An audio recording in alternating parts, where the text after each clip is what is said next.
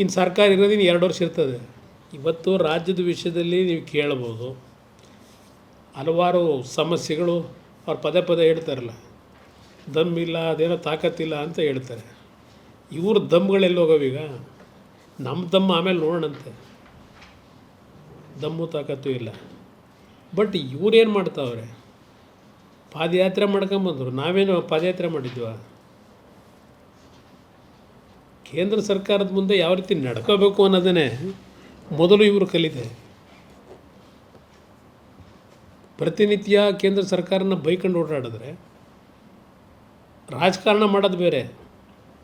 ರಾಜ್ಯದ ಅಭಿವೃದ್ಧಿ ಬಂದಾಗ ಯಾವ ರೀತಿ ನಾವು ಕೇಂದ್ರ ಸರ್ಕಾರದ ಜೊತೆ ಹೊಂದಾಣಿಕೆ ಮಾಡ್ಕೋಬೇಕು ಅನ್ನೋ ಒಂದು ಸಣ್ಣ ಕನಿಷ್ಠ ಒಂದು ಅವರಲ್ಲಿ ಸೌಜನ್ಯ ಬೇಡವಾ? ಸರ್, ಡಿ ಕೆ ಶಿವಕುಮಾರ್ ಅವರು ಪದೇ ಪದೇ ಈ ವಿಚಾರ ಹೇಳಿದ್ದಾರೆ ಹಲವಾರು ಸಂದರ್ಭ. ಮೇಕೆದಾಟು ವಿಚಾರ ಇರ್ಬೋದು, ಮೊನ್ನೆ ಮಹಾರಾಷ್ಟ್ರದವರು ಪುನಃ ಇದು ತಕರಾರು ತೆಗೆದಿರೋದು ಈಗಿರ್ಬೋದು. ಅಂದ್ರೆ ಕೇಂದ್ರ ಸಚಿವರುಗಳು ಕರ್ನಾಟಕ ಪ್ರತಿನಿಧಿ ಸಚಿವರುಗಳು ಮಾತಾಡ್ತಿಲ್ಲ, ಎಂಪಿಗಳು ಮಾತಾಡ್ತಿಲ್ಲ. ಅದ್ರ ಜೊತೆಗೆ ಪರಿಹಾರ ಅಂತ ಬಂದಾಗ ನಮ್ಮ ಪರವಾಗಿ ಅವ್ರು ಲಾಬಿ ಮಾಡ್ತಾ ಇಲ್ಲ ಅನ್ನೋಂಥ ಅರ್ಥದಲ್ಲಿ ಮಾತಾಡಿದ್ದಾರೆ. ಯಾವ ಥರ ಲಾಬಿ ಮಾಡಬೇಕು? ಅವರು ದಿನ ಪ್ರಧಾನಮಂತ್ರಿಗಳನ್ನ ಬೈತಾ ಇರಬೇಕು, ಕೇಂದ್ರ ಸರ್ಕಾರನ ಬೈತಾ ಇರಬೇಕು, ನಾವಿಲ್ಲಿ ಲಾಬಿ ಮಾಡಬೇಕು ಅವರಿಗೆ?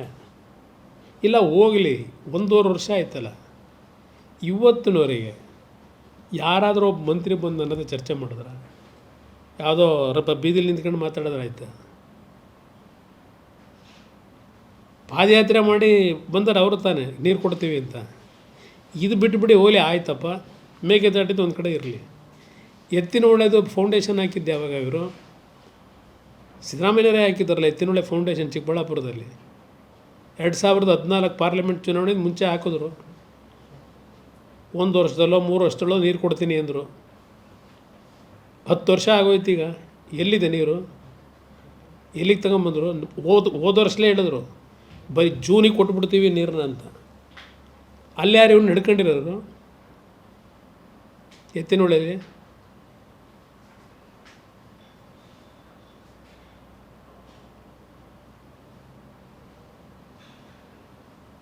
ಇದರಿಂದ ಇಲ್ಲಿ ಈ ಸರ್ಕಾರಕ್ಕೆ ಈಗಲೂ ಹೇಳ್ತೇನೆ, ಯಾವ ರೀತಿ ಕೇಂದ್ರ ಸರ್ಕಾರ ಜೊತೆ ಸಂಬಂಧ ಇಟ್ಕೋಬೇಕು ಅದು ಇಟ್ಕೊಂಡು ಕೆಲಸ ಮಾಡಿ.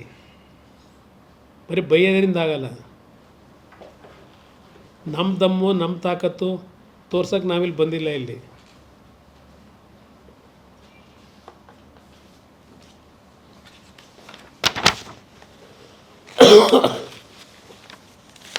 ಈಗ ನಮ್ಮ ಇಲಾಖೆ ಕೊಟ್ಟಿದ್ದಾರೆ ಪ್ರಧಾನಮಂತ್ರಿಗಳು. ನನ್ನ ಇಲಾಖೆಗೆ ಸಂಬಂಧಪಟ್ಟ ಹಾಗೆ ನಾನು ವಿಶ್ವೇಶ್ವರಯ್ಯ ಸ್ಟೀಲ್ ಪ್ಲ್ಯಾಂಟ್ ಹೇಳಿದ್ದೇನೆ. ಮುಚ್ಚಿತಿರ್ತಕ್ಕಂಥದ್ದನ್ನು ಯಾವ ರೀತಿ ಅದಕ್ಕೆ ಮತ್ತೊಂದು ಕಾಯಕಲ್ಪ ತರಬೇಕು ಅಂತ ಹೇಳಿ, ಮತ್ತು HMTಗೂ ಏನಾದರೂ ಒಂದು ಕಾಯಕಲ್ಪ ತರಬೇಕು ಅಂತ ಹೇಳಿ ನಮ್ಮ ನೀತಿ ಆಯೋಗದ ಸರಸ್ವತ್ ಅಂತ ಹೇಳಿ ಮೆಂಬರು, ಅವರ ಅಧ್ಯಕ್ಷತೆಯಲ್ಲೇ ಒಂದು ಕಮಿಟಿ ಮಾಡಿ ಆ ಕಮಿಟಿಗೆ ಒಂದು ರಿಪೋರ್ಟು ಕೊಟ್ಟಿದ್ದಾರೆ. ಈಗ HMT ಬಗ್ಗೆ.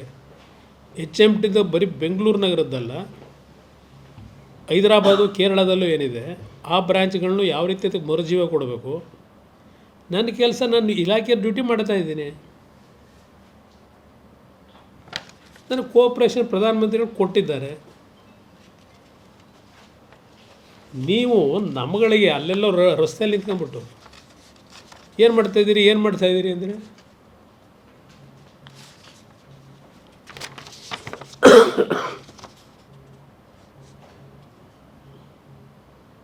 ಬಿಡದಿ ರಾಮನಗರದ ಭಾಳ ಚರ್ಚೆ ಆಗ್ತಾ ಇದೆ. ನಾನು ಯಾರೋ ಸಣ್ಣ ಪುಟ್ಟವು ಮಾತಾಡ್ತಾರಲ್ಲ ಅವಕ್ಕೆಲ್ಲ ಉತ್ತರ ಕೊಡೋದು ಅವಶ್ಯಕತೆ ಇಲ್ಲ. ಒಂದು ನಾನೀಗಾಗಲೇ 2006 ಇದಲ್ಲ, ಇನ್ನೊಂದಿದೆ ಆರ್ಟಿಕಲ್ 2006-7, ಬಟ್ ಅದಕ್ಕೆ ಜಾಸ್ತಿ ಹೋಗ್ಬಿಟ್ಟತ್ತೆ. ಆಮೇಲೆ ಇದು ಬಿಟ್ಬಿಟ್ಟು ಅದು 2006-7 ಬೆಂಗಳೂರು ನಗರದ ಸಮಸ್ಯೆಗಳು ನೋಡಿ. ಬೆಂಗಳೂರು ನಗರದ ಡೆವಲಪ್ಮೆಂಟ್ನ ನಿಲ್ಲಿಸಿ 5 ಟೌನ್ಶಿಪ್ ಮಾಡಬೇಕು ಅಂತಕ್ಕಂಥ ನಿರ್ಧಾರ ಮಾಡಿದ್ದು ನಿಜ. ನಾನು 2006ರಲ್ಲಿ ನಂದಗುಡಿ, ದೇವನಹಳ್ಳಿ, ಅಲ್ಲಿಂದ ಸೋಲೂರು, ಬಿಡದಿ ಮತ್ತು ಆನೆಕಲ್ಲು. ಇಲ್ಲಿ ಪ್ರಶ್ನೆ, ಮೊದಲನೇ ಪ್ರಾಜೆಕ್ಟು ನಾನು ಬಿಡದಿನಲ್ಲಿ ಮಾಡ್ತಕ್ಕಂಥ ನಿರ್ಧಾರ ಮಾಡಿದೆ. ಯಾಕೆಂದರೆ ಅಲ್ಲಿ ಫ್ಯಾಕ್ಟ್ರಿಗಳು ಮುಗಿದೊಂದು ಎಲ್ಲ ಬಂದಿತ್ತು ಒಂದು ಭಾಗ. ಆ ಒಂದು ಹಿನ್ನೆಲೆಯಲ್ಲಿ ಒಂದು 4 ಸಭೆ ಮಾಡಿದ್ದೀನಿ ರೈತರುಗಳದು. ಸುಮಾರು ಒಂದು 100-150 ಜನ ಹೆಣ್ಣು ಮಕ್ಕಳೇ ಬರೋರು ಬಿಡದಿಯಿಂದ. ಹಲವಾರು ರೀತಿಯಲ್ಲಿ ಚರ್ಚೆಗಳಾಯಿತು. ಅದೆಲ್ಲ ಸುದೀರ್ಘವಾಗಿ ಹೇಳಬೇಕಾಯ್ತದೆ, ಅದು ಈ ಅವಶ್ಯಕತೆ ಇಲ್ಲ. ನಾನೇ ಹೇಳಿದ್ದೇನೆ, ನನ್ನ ಕಾರ್ಯಕ್ರಮವೇ ಅದು ಅಂತೇಳಿ, ಯೋಜನೆ ಅಂತಲೇ. ನಾನು ಯಾವುದೂ ಸುಳ್ಳು ಹೇಳಿಲ್ಲ. ಆದರೆ ಆ ಸಂದರ್ಭದಲ್ಲಿ ಶಿವಕುಮಾರ್ ಕೇಳಲಿಕ್ಕೆ ಬಯಸ್ತೇನೆ, ನಿಮ್ಮ ಎಚ್ ಕೆ ಪಾಟೀಲು, ಈಗ ಅದು ಯಾರೋ ಸಂಸದೀಯ ಸಚಿವರೋ ಕಾನೂನು ಸಚಿವರೋ ಒಬ್ಬರು ಅವರಲ್ಲ, ಅವರ ಅಧ್ಯಕ್ಷತೆಯಲ್ಲಿ ಉಗ್ರಪ್ಪ ಯಾರ್ಯಾರೋ ಮೆಂಬರ್ಗಳು ಸೇರಿಸಿ ಈ ಸತ್ಯಶೋಧನಾ ಸಮಿತಿ ಅಂತ ಮಾಡಿದ್ರಲ್ಲಪ್ಪ ನಿಮ್ಮ ಕಾಂಗ್ರೆಸ್ ನಾಯಕರು, ಅದೊಂಚೂರು ತೆಗೆದು ನೋಡಿ ಶಿವಕುಮಾರ್ ಅವರೇ. ಇವ್ಯಾವ ಬೇರೆ ಮಾತಾಡೋದು ನಾನು ತಲೆ ಕೆಡಿಸ್ಕೊಳ್ಳಲ್ಲ. ನೆನ್ನೆ ಮಾತಾಡೋರಲ್ಲ ಕೆಲವರು, ಅದು ನನಗೆ ಅದರ ಅವಶ್ಯಕತೆಯೂ ಇಲ್ಲ. ಮಾತಾಡೋರಿಗೆ ಅದಕ್ಕೆಲ್ಲ ಉತ್ತರ ಕೊಡಬೇಕಾಗಿಲ್ಲ. ನಾನು ಎಚ್ ಕೆ ಪಾಟೀಲ್ ಅಧ್ಯಕ್ಷತೆಯಲ್ಲಿ ನೀವು ಸತ್ಯಶೋಧನಾ ಸಮಿತಿ ಮಾಡಿದ್ರಲ್ಲ, ಕುಮಾರಸ್ವಾಮಿ ಬೆಂಗಳೂರು ನಗರದ ಭೂಮಿಯೆಲ್ಲ ಒಡೆಯ ಕೊಟ್ಬಿಟ್ಟವನೇ ಅಂತೇಳಿ ನನ್ನ ಮೇಲೆ ಆಪಾದನೆ ಮಾಡಿದ್ರಿ. ಈಗ ಕುಮಾರಸ್ವಾಮಿಯ ಕನಸಿನ ಕೂಸನ್ನು ಜಾರಿಗೆ ಥರ ಕೊಟ್ಟವ್ರಂತೆ. ಯಾವ ಥರ ಜಾರಿಗೆ ತರ್ತೀರಿ?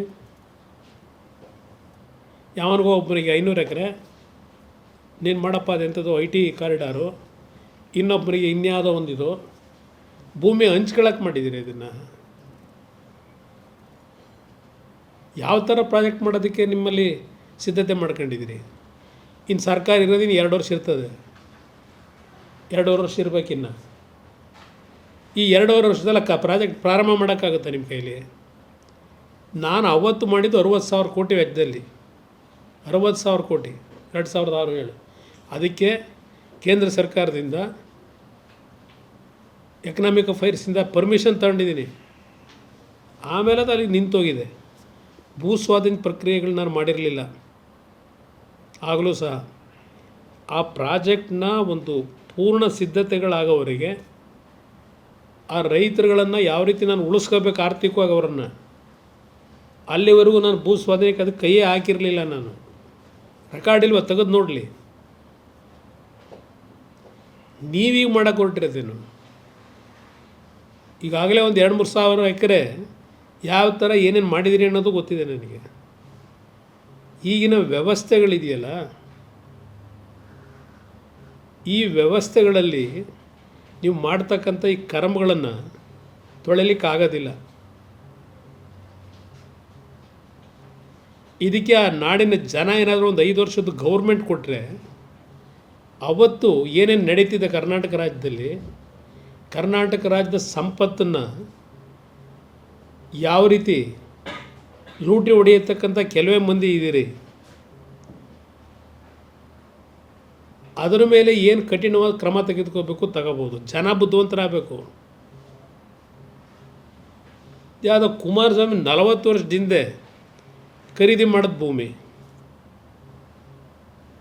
ದೇವೇಗೌಡರು ಮುಖ್ಯಮಂತ್ರಿ, ಪ್ರಧಾನಮಂತ್ರಿ, ನಾನು MP 2 ಬಾರಿ ಮುಖ್ಯಮಂತ್ರಿ, ಆ ಥರ ಸರ್ಕಾರಿ ಭೂಮಿ ನಾನು ಲಪ್ಟಾಯಿಸೋದಾಗಿದ್ದರೆ ಈ 40 ವರ್ಷದಲ್ಲಿ ಅದನ್ನು ಏನೇನು ಬೇಕೋ ರೆಕಾರ್ಡ್ ತಿದ್ಸೋಕ್ಕಾಯ್ತಿರಲಿಲ್ವ ನನ್ನ ಕೈಲಿ?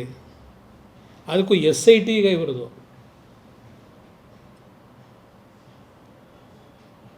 ಬರೀ 4 ಎಕರೆಗೆ ನನಗೆ ಇನ್ನೂ 3 ಎಕರೆ ಸರ್ಕಾರ ಕೊಡಬೇಕಲ್ಲಿ ನನ್ನ ರೆಕಾರ್ಡ್ ಪ್ರಕಾರ. ಯಾವ ಮಟ್ಟಕ್ಕೆ ದೇವೇಗೌಡರು ಕುಮಾರಸ್ವಾಮಿ ಮುಗಿಸ್ಬೇಕು ಅಂತೇಳಿ ಸರ್ಕಾರ ಏನೇನು ನಡೆಸ್ತಾವ್ರೆ ಗೊತ್ತಿದೆ ನನಗೆ. ನಾನು ಮೊನ್ನೆ ಜೈಲಿಗೆ ಹೋಗ್ತಾರೆ ಅಂತ ಹೇಳಿದ್ದು, ಅವ್ರು ಅದೇನೋ ದಿನ ದೇವ್ರ ಪೂಜೆ ಮಾಡ್ತಾರಲ್ವ, ಅದೇನೋ ಏನು ಊರೂರು ಸುತ್ತಾರಲ್ಲ ದೇವಸ್ಥಾನಗಳಿಗೆ, ಎದೆ ಮುಟ್ಟು ಹೇಳಲಿ ಎಷ್ಟು ಜನ ಮನೆ ಹಾಳು ಮಾಡಿದ್ರು. ಆ ಶಾಂತಿನಗರ ಹೌಸಿಂಗ್ ಸೊಸೈಟಿ ಏನು ದಲಿತರ ಉದ್ಧಾರಕ ನಮ್ಮ ಸಿದ್ದರಾಮಯ್ಯನವರು. ಈ ದೇಶದ ವ್ಯವಸ್ಥೆಗಳು ಯಾರನ್ನ ಏನು ಬೇಕಾದರೂ ಮಾಡ್ತಾರೆ. ಆ ಶಾಂತಿನಗರ ಸೊಸೈಟಿ ರಾಮಕೃಷ್ಣ ಹೆಗಡೆ ಅವ್ರ ಕಾಲದಲ್ಲಿ ದಲಿತರಿಗೆ ಸೈಟ್ ಕೊಡೋಕ್ಕೆ ಅಂತೇಳಿ 70 ಎಕರೆನೋ 80 ಎಕರೆನೋ ಕೊಟ್ಟಿದ್ದರು. ಆ ಒರಿಜಿನಲ್ ಶಾಂತಿನಗರ ಗೋರಿತೊಡಿ ಮಣ್ಣಾಕಿ ಆ ದಲಿತರ ಸೊಸೈಟಿನ ಇನ್ನೊಂದು ಸೊಸೈಟಿ ಬಿಜಾಪುರದಿಂದ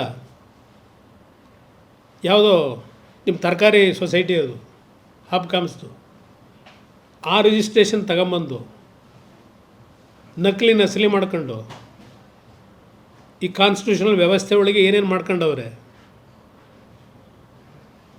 ಏನು ಮಾಡೋಕ್ಕಾಯ್ತದೆ ಅಂಥವ್ರಿಗೆ ಕಾಲ. ಇನ್ನು ಅದು ಯಾವುದೋ NTI ಸೊಸೈಟಿ ಯಾರೋ ಇಬ್ಬರು ಇವ್ರನ್ನ ಅದೆಂಥದ್ದು ಇದು ಮಾಡಿ ಬಿಲ್ಡರ್ಸು ಅಂತ ಆ ಸೊಸೈಟಿಯಿಂದ 10 ಎಕರೆ ಲ್ಯಾಂಡ್ನ ಅವ್ರ ಹೆಸರು ರಿಜಿಸ್ಟ್ರ್ ಮಾಡಿಸಿ ಅವ್ರದ್ದು ದುಡ್ಡಿಲ್ಲ ಡೆವಲಪ್ಮೆಂಟ್ಗೆ ಅಂತ.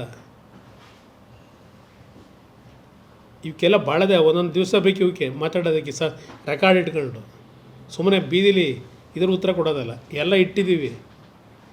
ಈ ರಾಜ್ಯದ ಜನ ಒಂದು ಸರಿಯಾದ ರೀತಿ ನಿರ್ಧಾರ ಮಾಡಿ ಒಂದು ಟ್ರಾನ್ಸ್ಪರೆನ್ಸಿ ಇರೋ ಸರ್ಕಾರ ತಂದರೆ ಇವತ್ತು ದುಡ್ಡು ಎಲ್ಲೂ ಹೋಗಬೇಕಾಗಿಲ್ಲ, ಸಾಲ ಮಾಡಬೇಕಾಗಿಲ್ಲ. ರಾಜ್ಯ ಸರ್ಕಾರ ಅಲ್ಲೇ ಇದೆ ಉತ್ಪತ್ತಿ ಮಾಡೋಕ್ಕೆ.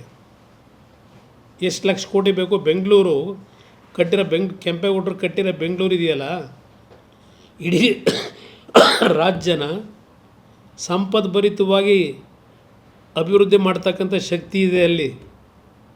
ಆದರೆ ಆ ಶಕ್ತಿ ಇವತ್ತು ಕೆಲವರು ಸೇರಿ ಈ ಥರದವರು ಸಮಾಜಘಾತಕ ಶಕ್ತಿಗಳು ಲೂಟಿ ಹೊಡ್ಕೊಂಡು ಕೂತವ್ರೆ. ಜನ ಬುದ್ಧಿವಂತರಾಗದೇ ಇದ್ರೆ ಏನು ಮಾಡೋದು? ಏನು ಮಾಡೋದ ಕುಮಾರಸ್ವಾಮಿ ಬೆಂಗಳೂರಿಗೆ ಅಂತಾರೆ 59 ರಸ್ತೆಗಳನ್ನು ಅಗಲೀಕರಣ ಮಾಡಿದ್ದೀನಿ ಬೆಂಗಳೂರು ನಗರದ್ದು. ನಾನು ಮಾಡದೆ ಹೋಗಿದ್ದೆ, ಅದು ಅಲ್ಲೇ ಬಿದ್ದಿರೋದು. ಈಗ ಸುರಂಗ ಮಾರ್ಗ ಅಂತಾರೆ, ಟನಲ್ ರೋಡು. ಅವತ್ತು ನಾನು ಮೀನ್ ಸ್ಕ್ವೇರಿಂದ ಅಪ್ ಟು ಹೆಬ್ಬಾಳ ಫ್ಲೈಓವರು 30 ಕೋಟಿ ವೆಚ್ಚದಲ್ಲಿ ಕ್ಲಿಯರೆನ್ಸ್ ಕೊಟ್ಟಿದ್ದೆ. ಕೊರಿಯನ್ ಕಂಪ್ನಿಯವ್ರು ಬಂದು ಮಾಡೋಕ್ಕೆ ತಯಾರಾಗಿದ್ದರು. ಸರ್ಕಾರ ಹೋಯ್ತು, ಅದು ಅಲ್ಲಿಗೆ ಬಿತ್ತು. ಬೇಕಾದಷ್ಟು ನಾನು ಪ್ರಚಾರ ತಗೊಳ್ಳಿಲ್ಲ. ಇದ್ದಿದ್ದು 18 ತಿಂಗಳು ಯಾವ್ಯಾವ ರೀತಿ ರೂಪಿಸಿದ್ದೆ ಬೆಂಗಳೂರು ನಗರದ ಅಭಿವೃದ್ಧಿ ಇರ್ಬೋದು. ಹಳ್ಳಿಗಳಿಗೆ ಸುವರ್ಣ ಗ್ರಾಮೋದಯ ಅದು ಸಾಯಿಸಾಬಿಟ್ರು, ಸುವರ್ಣ ಗ್ರಾಮೋದಯನ. ಅದರಿಂದ ಇವತ್ತು ಸರ್ಕಾರಕ್ಕೆ ನಾನು ಮುಖ್ಯಮಂತ್ರಿಗಳಿಗೆ ಬರೀ ಏರಿಯಲ್ ಸರ್ವೆ ಮಾಡ್ಕೊಂಬಂದು ಕೇಂದ್ರ ಸರ್ಕಾರದ ಕಡೆ ಬಟ್ ತೋರಿಸೋದು ಇರಲಿ. ನಿಮ್ಮ ಜವಾಬ್ದಾರಿ ಏನು? 136 ಸೀಟ್ ಗೆಲ್ಸೋರು ನಿಮ್ಮನ್ನು. ಮೊನ್ನೆ 5 ಹೈದರಾಬಾದ್ ಕರ್ನಾಟಕದಲ್ಲಿ, ಕಲ್ಯಾಣ ಕರ್ನಾಟಕದಲ್ಲಿ ಪಾರ್ಲಿಮೆಂಟ್ ಸೀಟ್ ಗೆಲ್ಸವ್ರೆ. ಆ ಋಣ ತೀರಿಸ್ರಪ್ಪ. ಆಮೇಲೆ ಜಾತಿ ಗಣತಿ ಅವೆಲ್ಲ ನೋಡೋಣ ನಿಧಾನಕ್ಕೆ. ಏನು ಜಾತಿ ಗಣತಿ ಮಾಡಿ ಏನು ಎಲ್ಲ ಸಮಾಜ ಉದ್ಧಾರ ಮಾಡಿಬಿಡ್ತೀರಾ? 75-76 ವರ್ಷ ಆಗಿದೆ, ಕ್ರಾಸ್ ಮಾಡಿದ್ದೀವಿ 75 ವರ್ಷನ. ನೀವೇ ಇದ್ದೀರಲ್ಲಪ್ಪ. ಈಗಾಗಲೇ 7ನೇ ವರ್ಷ 8ನೇ ವರ್ಷ ಈಗ ಅವ್ರದ್ದು. ಇದಕ್ಕೆ ಜಾತಿ ಗಣತಿ ಬೇಕಾ ನಿಮಗೆ? ಜನ ಉದ್ಧಾರ ಮಾಡೋಕ್ಕೆ ಬಡವ್ರನ್ನ?